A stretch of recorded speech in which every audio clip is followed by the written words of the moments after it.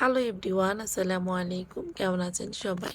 আশা করছি যে যেখান থেকে আমার আজকের ভিডিওটা দেখা শুরু করেছেন আপনারা সবাই ভালো আছেন এবং সুস্থ আছেন। আমিও আলহামদুলিল্লাহ ভালো আছি। বরাবরের মতো আবার একটি নতুন ভিডিও নিয়ে আপনাদের মাঝে হাজির হয়ে গেলাম। তো আজকে দুপুরে রান্নাটা কি করব সেটা আপনাদের সঙ্গে শেয়ার করব। তো আজকে মসুরের ডাল রান্না করব, আলু ভর্তা করব। তো আলু ভর্তার জন্য আলুটা সিদ্ধ হতে বসিয়ে দিয়েছি চুলার মধ্যে এবং এখানে ডালটা ধুয়ে বসিয়ে দিয়েছি। ডালটাও সিদ্ধ হয়ে যাবে। আর আজকের ওয়েদারটা এটা ছিল বৃহস্পতিবার দিন করা ভিডিও। প্রচণ্ড বৃষ্টি হয়েছে এবং প্রচণ্ড বজ্রপাতও হয়েছে। অনেক জোরে বৃষ্টি নেমেছিল, বেশ ভালো লেগেছিল ওই দিন। তা আমি আজকে মাছ ভাজি করবো, এই জন্য ফ্রিজ থেকে মাছটাকে বের করে ভিজিয়ে রেখেছি। আর এরই মধ্যে আমার ডালটা সিদ্ধ হয়ে গেছে। এখানে আমি হলুদ, লবণ আর টমেটো, কাঁচামরিচ দিয়ে দিয়েছি। ডালটাকে আমি বাগার দিয়ে দিব। তো ডাল ঘুটনা দিয়ে কিন্তু ঘুটে নিয়েছি আমি। এখনও যারা আমার ভিডিওটি দেখছেন এবং আপুরা আমার ভিডিওতে একটি লাইক দিতে ভুলে গিয়েছেন, প্লিজ আমার ভিডিওতে একটি লাইক দিতে ভুলে যাবেন না। আর যারা আজকে নতুন ভিজিট করেছেন সেসব আপুরা যদি আমার ভিডিও ভালো লাগে তাহলে আমার চ্যানেলটার পাশেই থাকতে পারেন। আমার চ্যানেলটাকে সাবস্ক্রাইব করে বেল বাটনটি অবশ্যই অন করে রাখবেন। আর এই তো ডাল বাগার করার জন্য আমি চুলায় কড়াই বসিয়েছি, এখানে পরিমাণ মতো তেল দিয়ে দিলাম। আর এখানে আমি পেঁয়াজ কুচি আর রসুন বাটা দিয়ে বাগারটা করে নিব। মসুরের ডাল আমাদের বাসায় সব সময় রান্না করা হয়, প্রতিদিনই রান্না করা হয়। তো আমি খুব বেশি ঘন ডালটা পছন্দ করি না এবং পাতলাও খেতে পারি না। মিডিয়াম ঘন মসুরের ডালটা আমার বেশি পছন্দ হয়। আর দেখা যায় খুব কম সময় রাতের বেলা যদি ডাল রান্না করি সেক্ষেত্রে একটু আহ, ডালের চচ্চড়া কিংবা একটু ভুনা ডাল করা হয়।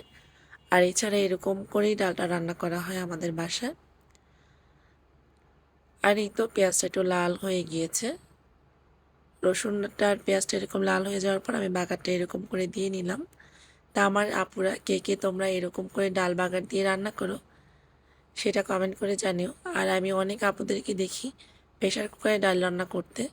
তা আমার কিন্তু একটা ছোট প্রেশার কুকার আছে, কিন্তু সেটা আমি ইউজ করতে পারি না। আমার প্রেশার কুকারে রান্নাবান্নাটা মানে ইউজ না করে অভ্যস্ত না, আমার কাছে ভালো লাগে না। মানে কীরকম জানি একটা মনে হয় যে আম, মানে একটা না করতে করতে একটা জিনিসের প্রতি একটা আম, আস্থা হারিয়ে ফেলেছি আর কি। তবে ইনশাল্লাহ আশা আছে আমি আবার একটা নতুন প্রেশার কুকার কিনবো। তো যাই হোক সেটা তো আপনাদের সঙ্গে শেয়ারই করব। আর এখন আমি চুলার মধ্যে আবার ডালটা বসিয়ে দিয়েছি, তো একটা বলক আসলে নামিয়ে নিব। আর পাশের চুলায় তো আলুটা সিদ্ধ হচ্ছে।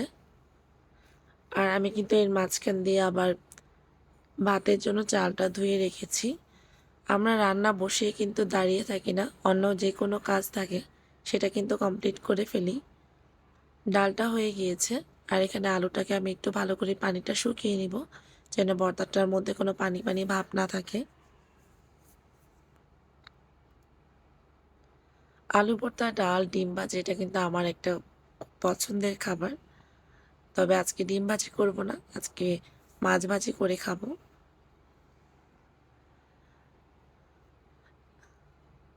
এই তো আলুটা সিদ্ধ হয়ে গেছে, এখন নামিয়ে নিব।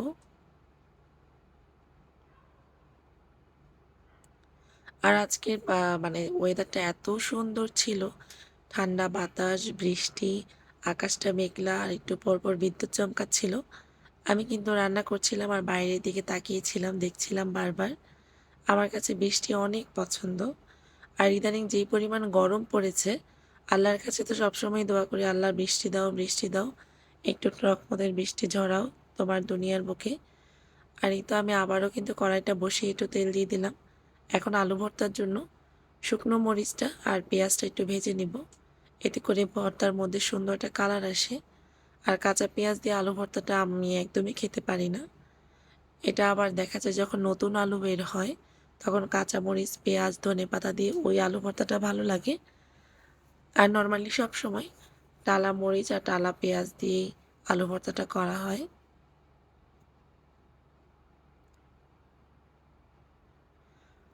আর ওই দিনের আলু ভর্তাটা এত পরিমাণে ঝাল হয়েছিল, আর মরিচটা তো বোঝা যায় নাই এতটা ঝাল হবে। যখন আবার আলু ভর্তা না কালার না আসলে খেতেও ভালো লাগে না। আলু ভর্তাটার মধ্যে সুন্দর কালার আসলে খেতেও ভালো লাগে। আর আপুরা আজকে যারা আমার কথাটা শুনছে আমার ভয়েসটা একটু ভাঙা, ভাঙা শোনা যাচ্ছে। আমি নিজেও বুঝতে পারি না। হুটহাট করে ঠান্ডা লেগে যায় আমার।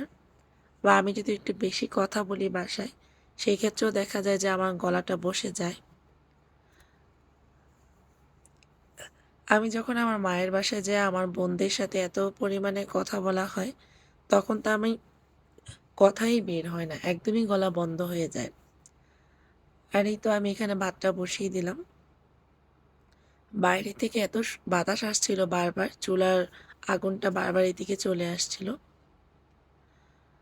আর কে কোথায় আপুরা তোমরা কোথায় ঈদ করছো, কোরবানির ঈদ? সেটা কিন্তু অবশ্যই কমেন্ট করে জানিও। যদি এই পর্যন্ত আমার কোনো প্রিয় আপুরা আমার ভিডিওটা দেখে থাকো এবং কথাটা শুনছো। আমি তো বিয়ের পরে কোনো ঈদই মায়ের বাবার সাথে করতে পারলাম না। আমি কিন্তু বিয়ের পরে এই জিনিসটা অনেক মিস করি ঈদের দিনে। ঈদের দিন আমার ছোটবেলার কথা এবং আমার মা বাবার সাথে করা ঈদগুলা আমি অনেক মনে হয়। আর কোনো কিছু মিস না করলেও আমি ঈদের দিন আমার ছোটবেলাটাকে আমি অনেক মিস করি। আর আশায় থাকি ঈদের কয়দিন পর মা বাবার কাছে চলে যাব। আমাদের মেয়েদের জীবনটা কত অদ্ভুত তাই না? মাঝে মাঝে আমি খুব চিন্তা করি। শ্বশুরবাড়িতে এত ব্যস্ত সময় কাটানোর পরেও যখন মা বাবা একবার ফোন করে জিজ্ঞেস করে, মা তুমি খেয়েছো কি না বা শরীরটা কেমন, তখন মনে হয় যে পৃথিবীতে আমাদের জন্য চিন্তা করার জন্য একমাত্র মা বাবা ছাড়া আর কেউ নেই। তারপর নিজের সংসারের প্রতি মায়া মহাব্বত এগুলো তো আছেই। সন্তান স্বামী সবকিছু মিলিয়ে আমরা মিশে যাইতে পারি সব জায়গায়। মেয়েদেরকে আল্লাহ এত সুন্দর গুণ দিয়ে পাঠিয়েছে দুনিয়াতে। আলহামদুলিল্লাহ আমি একটি মেয়ে হয়ে জন্ম হয়েছি। আর এই তো ঈদ চলে আসলে আমার মা বাবা তো সবসময় ফোন করে মানে 1 সপ্তাহ যাবৎ শুধু জিজ্ঞেসই করবে আমি কবে যাব কবে যাব। গত রোজার ঈদে তো বাবার বাড়িতে যেতেই পারিনি। আর কোরবানি ঈদ চলে আসছে। আমার বাবা তো কোরবানি গরু কিনার পরই আমাকে ফোন করে বলছিল, "গরু কিনে ফেলেছি। কবে তুমি আসবা, কবে আসবা?" তখন আমি বলছিলাম আব্বাকে তো আমি আমার বাবাকে সবসময় বলি। আমি আমার বাবাকে কিন্তু আব্বা বলে ডাকি।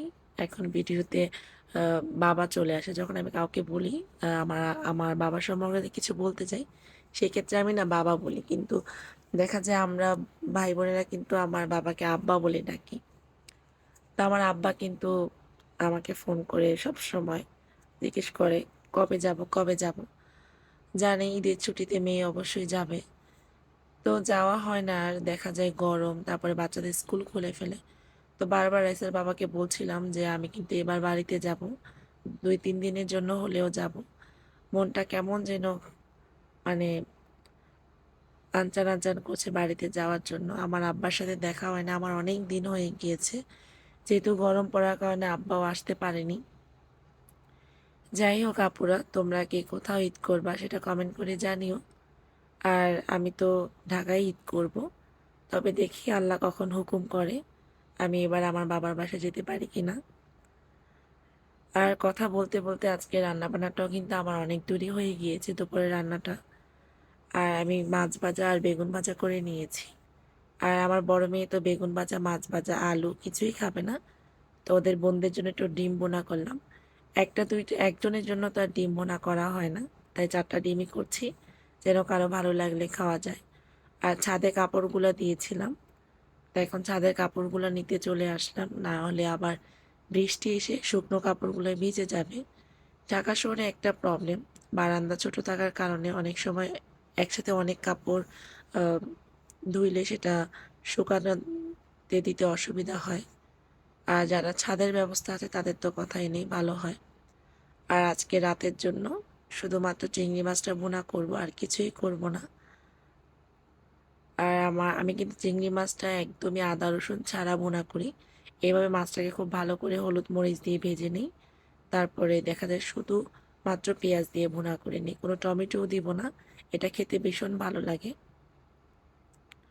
তো আজকে আপুরা কথা বলতে বলতে কিন্তু আমি একদম ভিডিওটার লাস্ট পর্যায়ে চলে এসেছি। তো আজকের মতো এখানেই বিদায় নিয়ে নিচ্ছি। দেখা হবে অন্য কোনো ভিডিওতে। সবাই ভালো থাকবেন, সুস্থ থাকবেন। আসসালামু আলাইকুম। আল্লাহ হাফেজ।